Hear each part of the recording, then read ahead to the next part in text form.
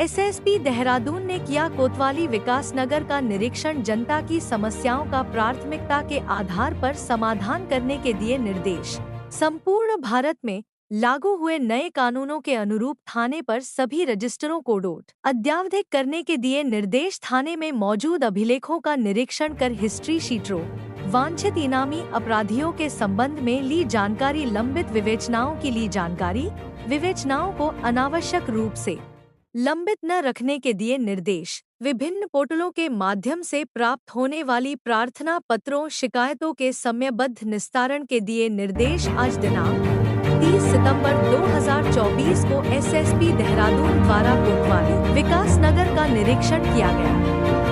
निरीक्षण के दौरान थाना कार्यालय में नए कानूनों के लागू होने के बाद बनाए गए रजिस्टरों व अन्य महत्वपूर्ण अभिलेखों का अवलोकन कर थाना क्षेत्र में सक्रिय अपराधियों, हिस्ट्री शीटरों के संबंध में जानकारी प्राप्त की गई। निरीक्षण के दौरान एसएसपी देहरादून द्वारा निम्न निर्देश दिए गए। संपूर्ण भारत में लागू हुए 3 नए कानूनों में उल्लेखित सभी अभिलेखों, रजिस्टरों को नियमित रूप से अद्यावधिक किया जाए। मालखाने में रखे लंबित मालों के संबंध में जानकारी करते हुए काफी समय से लंबित पड़े मालों के निस्तारण हेतु रिपोर्ट प्रेषित करने के संबंध में प्रभारी निरीक्षक विकास नगर को निर्देशित किया गया। शस्त्रागार के निरीक्षण के दौरान थाने पर उपलब्ध असलहों के संबंध में जानकारी प्राप्त करते हुए शस्त्रों की साफ सफाई पर विशेष देने तथा सप्ताह में 1 दिन सभी कर्मचारियों को शस्त्रों का प्रशिक्षण तथा उनकी साफ सफाई कराने के निर्देश दिए गए। थाने पर पंजीकृत अपराधों की जानकारी कर 0-6 माह से अधिक अवधि से लंबित विवेचनाओं की अद्यतन स्थिति तथा उनके लंबित रहने के कारणों के संबंध में जानकारी ली गई।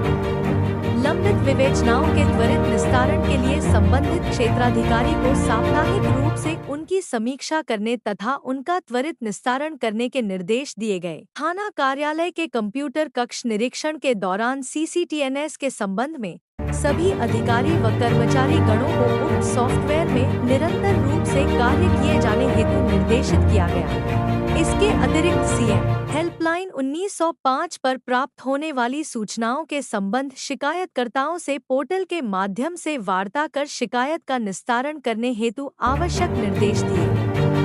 थाने पर आने वाले आगंतुकों तथा विभिन्न माध्यम से प्राप्त होने वाले प्रार्थना पत्रों के त्वरित निस्तारण तथा जनता की समस्याओं का प्राथमिकता के आधार पर समाधान किए जाने हेतु प्रभारी निरीक्षक विकास नगर को आवश्यक निर्देश दिए गए। कुछ दिनों से काफ़ी इस तरीके के मामले सामने आ रहे हैं कि बाहरी प्रदेशों के लोग ज़्यादा क्राइम में एक्टिव हैं। यहाँ पर विधायक जी भी इस बात को कह रहे हैं, तो इन चीज़ों को किस तरीके से चैलेंजेस को आप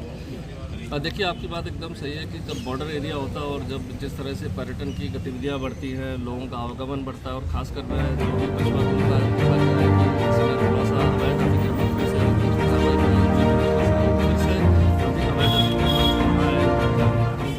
अतिक्रमण कहे, चाहे वो अन्य रूप से कहे सरकारी भूमि पर, तो रेचल सी बात है, दिक्कत की बात है। इसमें सोचने वाली बात इसलिए आज जो निरीक्षण रखा गया था, इसमें तहसीलदार साहब को बुलाया गया है। वैसे बहुत सारी जगह हमने खासनगर में जहाँ पर सरकारी जमीन से अतिक्रमण की बात आई है, वहाँ पर की बात आई है और अवैध बस्तियों के बसने की बात आई है। आज वो सभी चीज़ों का भी फिजिकल विजिट करने के बाद जिस विभाग की ज़मीन होगी पूरी फोटो वीडियो रिकॉर्डिंग के साथ वो रिपोर्ट संबंधित विभाग को दी जाएगी, जिससे पहले कोई हटाया जाए वहाँ से। सेकेंड आपकी बात अपराध बढ़ने की बात है, अच्छी बात है कि जब जिस तरह से आवागमन जब ज़्यादा बढ़ जाता है, ज़्यादा लोग एक स्टेट से दूसरे स्टेट में आकर रहने लगते हैं, तो कहीं ना कहीं उसमें गलत एलिमेंट्स भी आ जाते हैं। और जिस तरह से बीच में अपराध कुछ बड़े थे, लेकिन देखा जाए तो अभी अपराध नियंत्रण की बात करें तो महिला संबंधी अपराध है, बच्चों संबंधी अपराध में ज़्यादा स्वर्णिक चाहे बच्चों के जाने की बात हो, चाहे वो महिलाओं के जाने की बात हो, वो ज़्यादा बढ़ी है। ये सोचने विषय सामाजिक रूप से भी है कि क्या कारण है ऐसे कि ऐसे बच्चियाँ या ऐसे महिलाएँ जा रही है। महिला संबंधी अपराध एक चिंता की बात है। जल्दी उनका अनावरण करें, उनकी बरामदगी करें, चार्जशीट चली है, कहीं ना कहीं इसमें अपराधी को सजा मिलेगी। ऐसे चल रहा है अगर वो अपराध करेंगे महिला और बच्चियों के साथ तो उनको सजा मिलेगी। सड़कों पर सुरक्षित महसूस नहीं कर रहे आवाम, कई बार देखा लाठी डंडा सड़कों पर निकल रहे हैं, अकाल मृत्यु हो रही है, दुर्घटना का बहुत बड़ा प्रभाव पड़ा है। ऐसे में इस तरीके देखिए, जो यातायात और दुर्घटना की बात करें, वाहनों की वही है 10.5 लाख के ऊपर वाहन खाली देहरादून शहर और देहात को मिलाकर रजिस्ट्रेशन हुए हैं। फिर इतना ज़्यादा टूरिस्ट फ्लो हो रहा है, चूँकि रोड्स अच्छी बन गई हैं, तो कहीं ना कहीं दुर्घटना और इस बार इस महीने हमने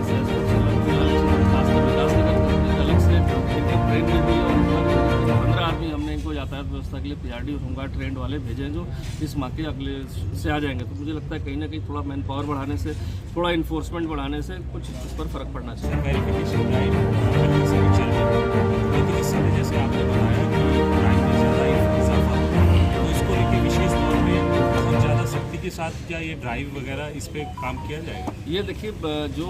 2 प्रावधान है कि जो भी व्यक्ति अगर अपने यहाँ किसी को किराए पर रखता है, पहली चीज़, या अपने यहाँ किसी को एम्प्लॉय करता है दुकान पर जैसा, तो ये जिम्मेदारी उसकी भी है जो हमारा सत्यापन कराए, लेकिन कहीं ना कहीं हम इस अपनी जिम्मेदारी से नहीं पूरा करते हैं और लोगों को अपने घर में रहने के लिए काम करने से रख लेते हैं और कहीं ना कहीं वो गलत एक्टिविटी में शामिल हो जाते हैं। सत्यापन अभियान एक निरंतर प्रोसेस है, चूँकि इसमें आवागमन इतना है, लोग आते जाते रहते हैं, कोई शॉर्ट टर्म के लिए 8 महीने के लिए चला जाता है। तो इसीलिए मैंने कहा कि अगर ज़्यादा टारगेट करते हैं तो मुझे लगता है ज़्यादा फर्क पड़ेगा। और साथ ही साथ सत्यापन अभियान अभी निरंतर मैंने देखा है कि पछवा दून में खासकर फोकस है कि इसको और चलाया जाए, और इस तरह के लोग जो बाहर से आके यहाँ बस रहे हैं, तो ये मेरा आपके माध्यम से अपील है कि अपने क्षेत्र से जहाँ से आ रहे हैं अपने सत्यापन फॉर्म से जरूर करा के लाएँ। पंजाब अंबाड़ी जिला का साल हो रहा है, इसमें आपका जो भारी संख्या में देखी जा रही है, कारोबार फल रहा है, कोई शिकायत करता है, आपने जो क्षेत्र बताया है, हाँ, इस क्षेत्र में बात चिंतनीय इसलिए है कि यहाँ के बहुत सारे लोग मैंने देखा है जो साथ